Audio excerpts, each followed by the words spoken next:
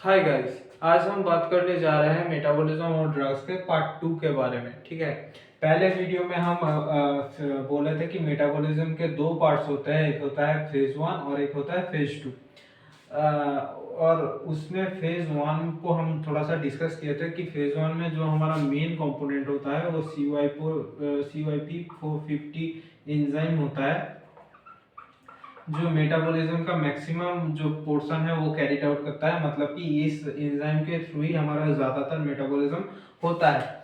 हमारा अब मेटाबॉलिज्म का दोनों पार्ट है, एक होता है फेज 1 और फेज 2। फेज 1 में क्या होता है, हमारा जो ड्रग्स होता है उसका जो मेन कंपोनेंट चेंज नहीं होता, उसके साथ कुछ एडिशनल थिंग्स जुड़ते हैं। मतलब कि एडिशनल जो मॉलिक्यूल है वो जोड़ते हैं और उसको हम हमारा जो लिपिड सॉल्युबल ड्रग है उसको वाटर सॉल्युबल करता है। अब एक बारे में थोड़ा सा मैं बात कर देता हूँ कि मेटाबॉलिज्म का मतलब ही हमारा बायो ट्रांसफॉर्मेशन है। बायो मेटाबॉलिज्म का मतलब ही हमारा बायो ट्रांसफॉर्मेशन है। मतलब कि अगर आपको दे दे कि राइट अबाउट मेटाबॉलिज्म और राइट अबाउट बायो ट्रांसफॉर्मेशन, तो आपको कंफ्यूज होने की कोई जरूरत नहीं है। हमारा जो मेटाबॉलिज्म है वही हमारा बायो ट्रांसफॉर्मेशन है। अब हम आते हैं फेज 1 पे। फेज 1 पे क्या होता है, हमारा कुछ एडिशनल मतलब कि कुछ मॉलिक्यूल ऐड होता है और लिपिड सॉल्युबल ड्रग को वाटर सॉल्युबल करता है। मतलब अगर हम लेते हैं एक ड्रग, ठीक है, और उस ड्रग के साथ मानिए कि OH जुड़ जाता है, उसको वाटर सॉल्युबल कर देता है और ऑक्सीजन माइनस ऐसे करके मॉलिक्यूल जुड़ जाते हैं और उसको वाटर सॉल्युबल कर देता है। और फेज 2 में क्या होता है, हमारा जो ड्रग का मॉलिक्यूल है, ड्रग का मॉलिक्यूल ही पूरा का पूरा चेंज हो जाता है। ठीक है, उसको हम फेज 2 रिएक्शन बोलते हैं। अब फेज 1 फेज 2 रिएक्शन के कुछ सब डिवीजन है, उसके बारे में हम थोड़ा सा बात कर लेते हैं। एक होता है हमारा फेज 1 और एक होता है हमारा फेज 2। ठीक है, फेज 1 में हमारा आता है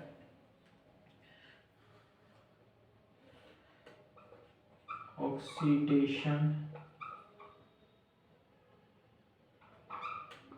reduction, cyclisation,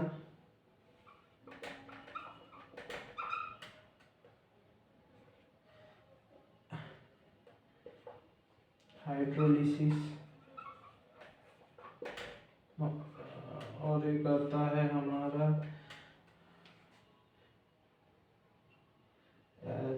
aromatic and aliphatic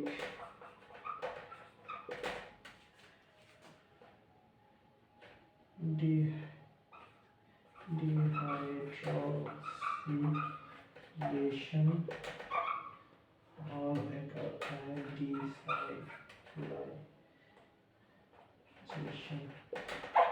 एक आता है हमारा फेज 1 में, एक आता है ऑक्सीडेशन, एक आता है रिडक्शन, एक आता है साइक्लाइजेशन, एक आता है हाइड्रोलिसिस, एक आता है एरोमेटिक एलिफेटिक डिहाइड्रोक्सिलेशन और एक आता है डिसाइक्लाइजेशन। मतलब कि ऑक्सीडेशन पे हमारा क्या होता है, हमारा जो ऑक्सीजन है वो ऐड होता है, हमारा जो हाइड्रोजन है वो आप सब जानते हैं ऑक्सीजन ऐड होता है और हाइड्रोजन बाहर जाता है। हमारा रिडक्शन में क्या होता है, हाइड्रोजन ऐड आता होता है, ऑक्सीजन बाहर जाता है। साइक्लाइजेशन में क्या होता है, हमारा जो मॉलिक्यूल है उसको साइक्लाइजेशन करना, मतलब कि एरोमेटिक किया जाता है।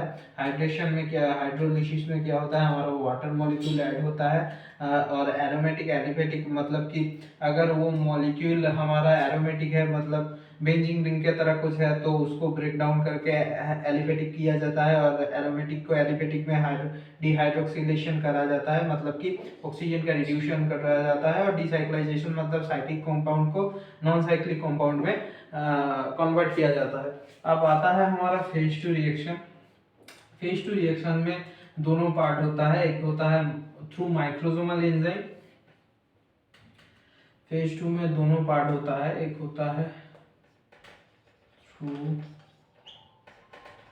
माइक्रोसोमल एंजाइम और एक होता है हमारा non microsomal enzyme.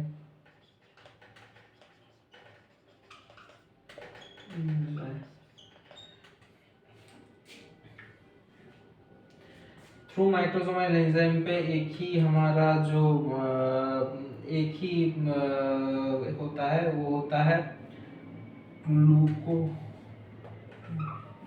Glucuronide conjugation.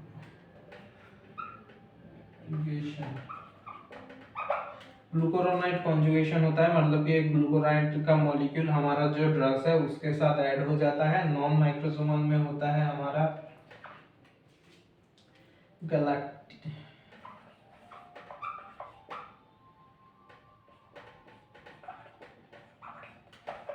Conjugation, दोनों होता है मिथाइलेशन, तीन में होता है एसिटाइलेशन, चार में होता है सल्फेट कॉन्जुगेशन।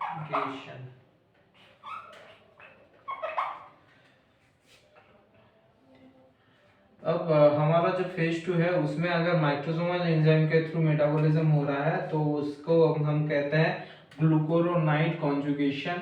और नॉन माइक्रोसोमल एंजाइम के थ्रू अगर मेटाबॉलिज्म होता है उसका चार पार्ट होता है। एक होता है गैलेक्टिक कॉन्जुगेशन, एक होता है मतलब कि मिथाइलेशन, मतलब कि हमारा OH ग्रुप ऐड होता है। एसिटाइलेशन मतलब कि अगर वो सी डबल बॉन्ड है तो उसको COOH में कन्वर्ट करना।